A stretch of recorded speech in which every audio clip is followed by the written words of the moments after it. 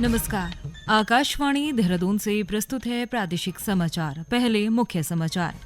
प्रधानमंत्री नरेंद्र मोदी ने कहा, सरकार देश में स्वास्थ्य ढांचे को मजबूत करने के लिए समग्र दृष्टिकोण के साथ काम कर रही है।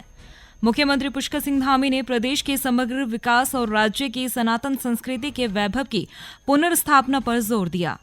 प्रदेश सरकार राज्य में जल्द भू कानून लागू करेगी और चंपावत जिले के बनपसा में 28 नवंबर से सेना भर्ती रैली का आयोजन किया जाएगा।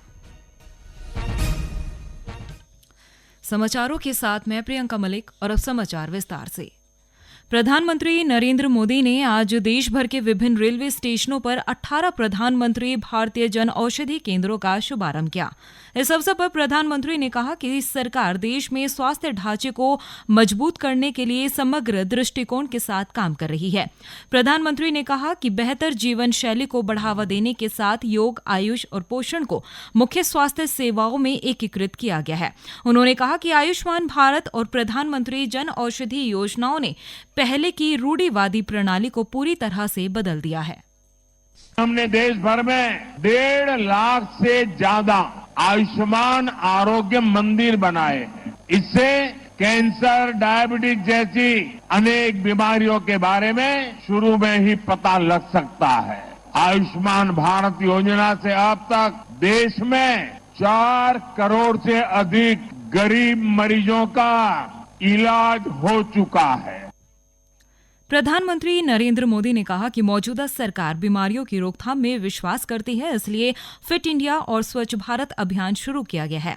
उन्होंने कहा कि अगले 5 साल में 75,000 नई मेडिकल सीटें जोड़ी जाएंगी। मुख्यमंत्री पुष्कर सिंह धामी ने कहा है कि प्रधानमंत्री नरेंद्र मोदी के नेतृत्व में सरकार प्रदेश के समग्र विकास के साथ ही सनातन संस्कृति के वैभव की पुनर्स्थापना के लिए संकल्पित होकर कार्य कर रही है। श्री धामी ने आज बद्रीनाथ धाम में श्रद्धालुओं और स्थानीय लोगों की सुविधाओं के उन्नयन के लिए संचालित विकास कार्यों का निरीक्षण किया है।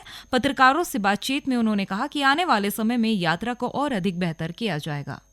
मास्टर प्लान के तहत हमारे प्रधानमंत्री जी की प्रेरणा से यहाँ पर काम चल रहा है और अनेक निर्माण के कार्य चल रहे हैं। काफ़ी स्वरूप यहाँ का बदला है। आने वाले समय में यहाँ का और अच्छा स्वरूप निकल कर आएगा।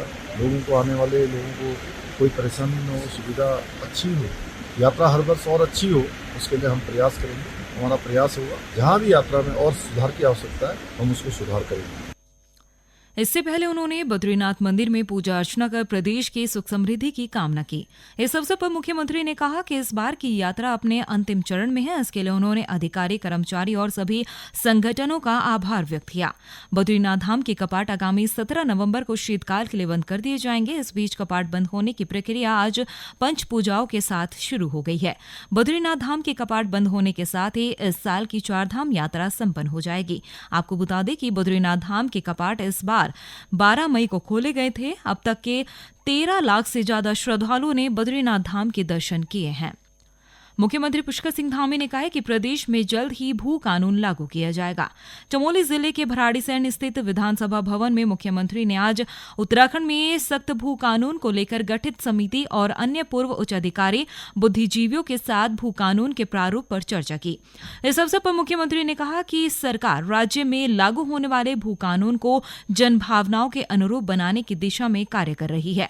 श्री धामी ने कहा कि उप जिला अधिकारी और तहसीलदार स्तर पर भू कानून को लेकर जनता से सुझाव लिए जाएंगे। मुख्यमंत्री ने कहा कि स्थानीय लोगों की जरूरत और विकास के पहलुओं को ध्यान में रखते हुए एक मजबूत भू कानून का प्रारूप तैयार किया जा रहा है। प्रदेश में शिक्षा की गुणवत्ता सुधार के लिए राज्य में पहला विशाल खुला ऑनलाइन पाठ्यक्रम का शुभारंभ किया गया। ये कोर्स शिक्षकों को डिजिटल और तकनीकी कौशल में प्रशिक्षित करने के लिए विशेष रूप से डिजाइन किया गया है, ताकि कक्षा में प्रभावी तकनीकी संसाधनों का उपयोग कर अपने शिक्षण की गुणवत्ता में सुधार किया जा सके। अकादमी शोध एवं प्रशिक्षण की निदेशक वंदना गर्ब्याल ने कहा कि ये कोर्स शिक्षकों को आईसीटी के विभिन्न उपकरणों के बारे में जानकारी देगा और उन्हें अपने शिक्षण में इन तकनीकों को एकीकृत करने के लिए प्रोत्साहित करेगा। उन्होंने शिक्षकों से इस कोर्स को अनिवार्य रूप से करने की अपील की। शिक्षा महानिदेशक झरना कामठान ने कहा कि ये कदम उत्तराखंड की शिक्षा प्रणाली को डिजिटल युग के लिए तैयार करने और छात्रों की शिक्षा में सुधार की दिशा में एक महत्वपूर्ण कदम साबित होगा। ये समाचार आकाशवाणी के देहरादून केंद्र से प्रसारित किए जा रहे हैं। प्रदेश सरकार ने माध्यमिक शिक्षा विभाग के अंतर्गत 1 अक्टूबर 2005 से पूर्व जारी विज्ञापन के माध्यम से नियुक्त गढ़वाल मंडल के 34 एलटी शिक्षकों को पुरानी पेंशन बहाल कर दी है। अब तक वो नई पेंशन योजना के अंतर्गत आच्छादित थे। गौरतलब है कि पुरानी पेंशन योजना से लाभान्वित होने के लिए 150 शिक्षकों ने विकल्प भरा था। कोषागार पेंशन एवं हकदारी उत्तराखंड के आदेश अनुसार शिक्षा विभाग ने इन विकल्पों का केस दर केस प्रशिक्षण करने के बाद 34 सहायक अध्यापकों को पुरानी पेंशन योजना से लाभान्वित करने की स्वीकृति दे दी है। चंपावत जिले के बनबसा में 28 नवंबर से सेना भर्ती रैली का आयोजन किया जाएगा। 4 दिसंबर तक चलने वाली भर्ती रैली में धर्मगुरु और अग्निवीर की 2 श्रेणियों में भर्ती आयोजित की जाएगी। भर्ती के लिए करीब 3,500 अभ्यर्थियों ने आवेदन किया है। भर्ती की तैयारियों को लेकर जिलाधिकारी नवनीत पांडे की अध्यक्षता में हुई बैठक में विभिन्न पहलुओं पर चर्चा की गई। जिलाधिकारी ने बताया कि भर्ती रैली में उत्तराखंड और उत्तर प्रदेश के अभ्यर्थी हिस्सा लेंगे। 27 नवंबर से ये भर्ती प्रारंभ हो रही है और उसमें 2 तरह की भर्तियां हैं। इसमें एक रिलीजियस टीचर्स की भी भर्ती हो रही है, जिसमें पूरे उत्तर प्रदेश और उत्तराखंड के जो चयनित लोग हैं उनका सिलेक्शन किया जाएगा। और उसके बाद फिर अग्निवीर भर्ती होगी, जो 1 तारीख से लेकर 4 तारीख के मध्य में होगी। इसमें जो हमारे रिक्रूटिंग ऑफिस की तरफ से जो उनके नोडल ऑफिसर थे, उनके साथ आज हमने एक बैठक करी है और उसमें जो भी हमारा सिविल के साथ जो उनका कोऑर्डिनेशन था और जो हमें उनकी तरफ से जो पार्टिसिपेंट्स आएंगे उनकी सहूलियत के लिए हमने क्या क्या व्यवस्थाएं सुनिश्चित करनी थी, इस पे आज चर्चा हुई है। और उसमें चाहे वो साफ सफाई की व्यवस्था हो, सैनिटेशन हो, बिजली हो, इन सभी बिंदुओं पे चर्चा कर ली गई है। लॉ एंड ऑर्डर के संबंध में विशेष चर्चा की गई है। रामनगर के पीएनजी राजकीय स्नातकोत्तर महाविद्यालय के प्राचार्य प्रोफेसर एमसी पांडे को भारत नेपाल एनवायरमेंटल लीडरशिप पुरस्कार 2024 से सम्मानित किया गया है। उन्हें ये पुरस्कार 11 नवंबर को काठमांडू में नेपाल के विदेश मंत्री ने दिया। श्री पांडे को ये पुरस्कार पर्यावरण और वन्यजीव संरक्षण के लिए दिया गया है। गौरतलब है कि उत्तराखंड सरकार उन्हें उनके उल्लेखनीय योगदान के लिए भक्त दर्शन पुरस्कार और प्रिंसिपल ऑफ द ईयर पुरस्कार पहले से ही सम्मानित कर चुकी है।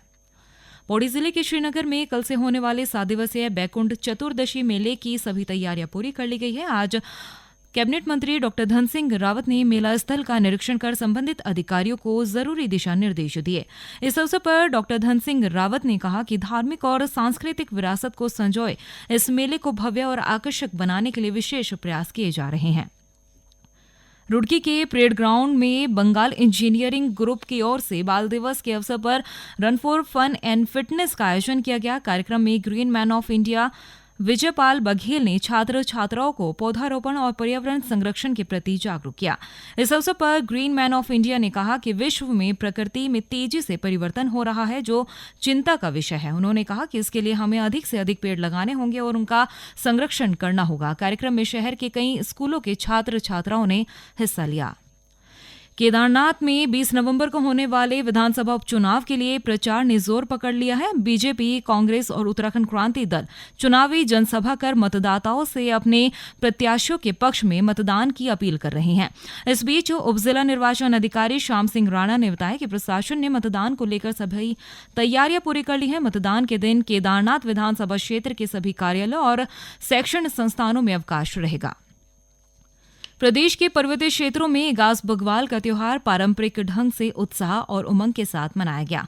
रात में स्थानीय देवी देवताओं की पूजा अर्चना के बाद ढोल दमाओं के साथ लोक नृत्य कर भैलो खेला गया। पौड़ी के रामलीला मैदान में जिला प्रशासन और स्थानीय निवासियों ने इगास पर्व हर्षोल्लास के साथ मनाया है।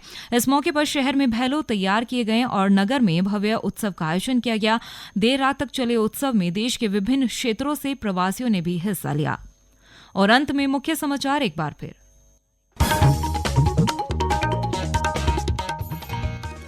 प्रधानमंत्री नरेंद्र मोदी ने कहा, सरकार देश में स्वास्थ्य ढांचे को मजबूत करने के लिए समग्र दृष्टिकोण के साथ कार्य कर रही है। मुख्यमंत्री पुष्कर सिंह धामी ने प्रदेश के समग्र विकास और राज्य की सनातन संस्कृति के वैभव की पुनर्स्थापना पर जोर दिया। प्रदेश सरकार राज्य में जल्द ही भू कानून लागू करेगी। और चंपावत जिले के बनबसा में 28 नवंबर से सेना भर्ती रैली का आयोजन किया जाएगा। इसके साथ ही प्रादेशिक समाचारों का बुलेटिन समाप्त हुआ। नमस्कार।